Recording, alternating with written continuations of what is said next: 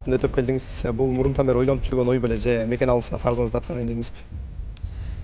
Бұл мурдан деле барайын деп жүргөн ниеттер бар болчу. Мен 2022-23 эле барайын деп ниет кылгам. Сааты жок, бирок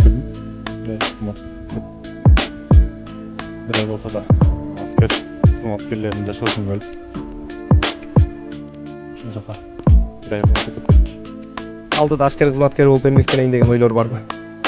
буюрса ошол аскер кызматкери болуп иштедик башка иштейт турган ойлор бар.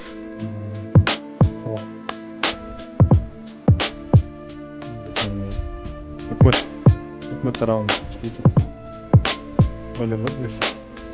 Эми дароо командалык суроолорго келип, буга чейин сиз алгачкы оюндарда гербтеги ат менен эң сонун тандем болуп чакырылып калдыңыз эле. Барабыр эле бир убакытта эле гербти минбей калып туруп эле дароо эле урокиге өтүп кеттиңиз да. Мунун себеби эмнеде болду? Же гербте кандайдыр кемчиликтер байкалдыбы?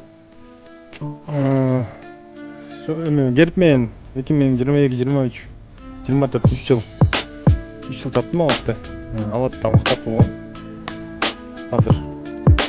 Азыр деле ушул герб менен Роки бир байкеден бир адам да.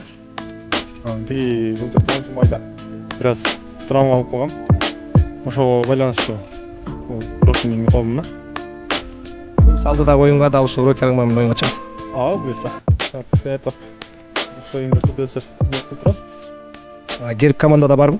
Жок, герб жок. Эс алууда. Буюрса кийинки оюндарга чыгып калат.